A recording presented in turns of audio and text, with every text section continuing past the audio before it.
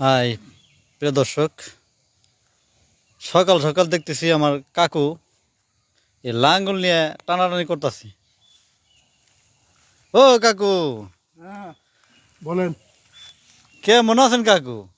আছি, কোন রকম আছি, উপর আল্লাহ ভালোই রাখছে। এই যে সকাল সকাল দেখা যায় লাঙ্গল নিয়ে, ছোট লাঙ্গল নিয়ে খুব ব্যস্ততার মধ্যে টানাটানি করতেছেন, এটা কি বুন ব্যবসা? এই জায়গা খানি হলো সবখানি শুকায় নাই, ভিজা মাটি তো, যে জায়গা দিয়ে শুকাইছে ওই জায়গা দিয়ে লাঙ্গল টানতাছি, তারপরে কপির চারা লাগাইছি। এই যে কফির চারা বুনবে না?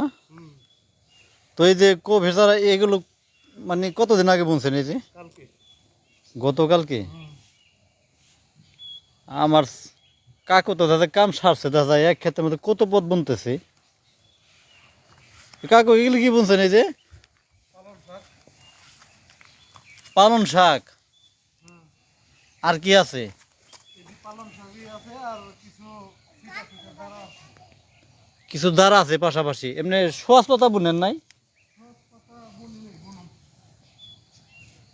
দর্শক, আপনাদের তো মেলা জমিন পড়ে থাকে এদিক ওদিক করে, আপনারা কেন জমিগুলো চাষ করেন না? আমার কথা তো ওইটাই।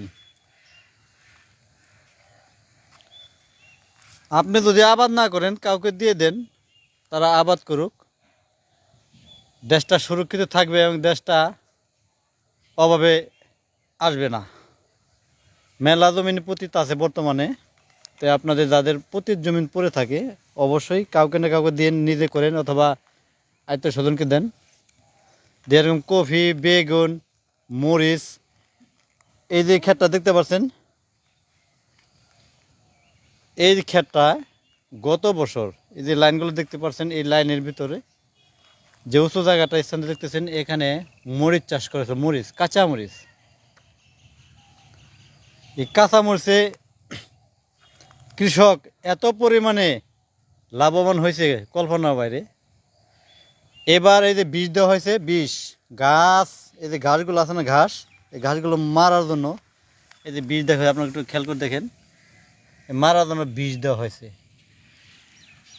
এই বীজ দেওয়ার পরে এই ক্ষেত যখন শুকাবে, রোদে শুকাবে, তখন কি করবে এই কৃষক?